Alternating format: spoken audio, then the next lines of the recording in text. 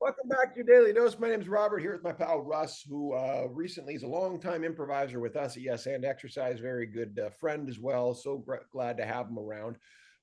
And he's become, in his own words, such a junkie for it that he teaches now, which is great.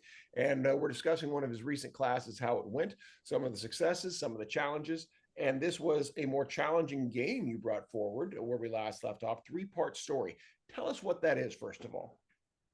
Um, Three-part story is well, I'll just recite what a story and what the three parts might be. So each part is just like a sentence or two. Bob went to the grocery store is number one.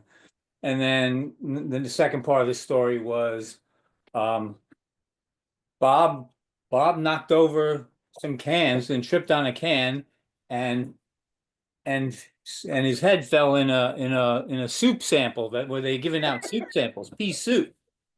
Yeah.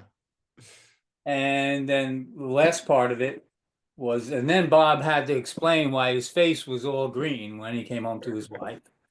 And Yeah. And boy, was she pissed um, off. Yeah. so, what the way you present this story, though, in the game is we would volunteer the first section. Somebody comes up with the first section. They came up with Bob went to the grocery store. But we leave out the piece, what were all the shenanigans that happened in the middle.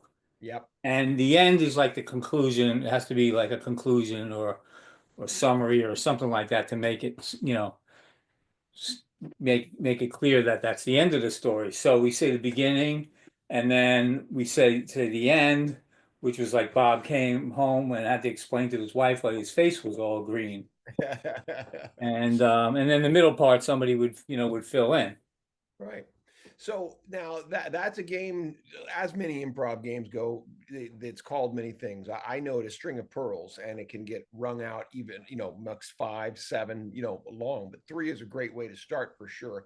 How did the group here receive, and what were perhaps the successes or challenges with that game? Because, filling in the middle when you've got the beginning and the end can sound tricky until you start doing it. And it seems to make sense once you do it.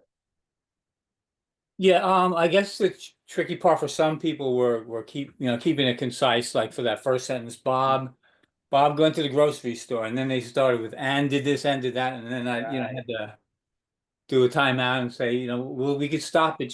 We're setting the location and the scenario and that kind of thing, and we're setting the stage, just very brief. So Right. that was one thing, just slowing them down to only like one or two sentences. Yep.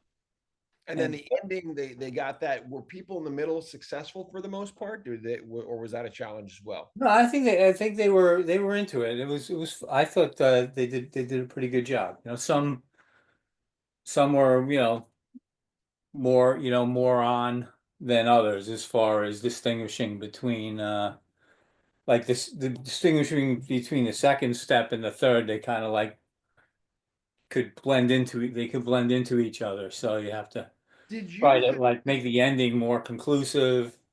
Yeah. Sorry, I was going to ask. I apologize for Yeah. interrupting. Did you ask, or did you have them step forward when they did their story, or were they seated? How did you physically arrange them? Oh, we were seated actually in a circle. We stayed like that. So I'll make a recommendation because I found this to be helpful is if you have them standing, again, if people are comfortable to do so, and to have them step forward when they say they're part of the story, they're part of the story. There's a manifestation of I'm stepping into the story, and it helps people from a commitment standpoint to step and say, right? This is, and I know you're a very physical guy and you teach exercise. It can be a good way of, not so people don't just go completely in their head, but instead they literally are stepping into the story and providing what's there. Can you see how that would be beneficial? Sure, sure. Yeah. Yeah. Yeah, in So person having that gives you, good opportunity to you got a big space to use and everybody could see what's going on in the whole space as opposed to a little square. So yeah, leveraging that Yeah, is yeah. definitely. Live improv has a lot of opportunities that Zoom improv misses. You're right. Well, hey, look, we got time for one more. I'd love to come back on this final episode and talk about how you ended the class, because I think that's a really important process, to leave people going away with a positive feeling. So on our next episode, let's talk about how you close things out. Okay. Okay. All right. See you.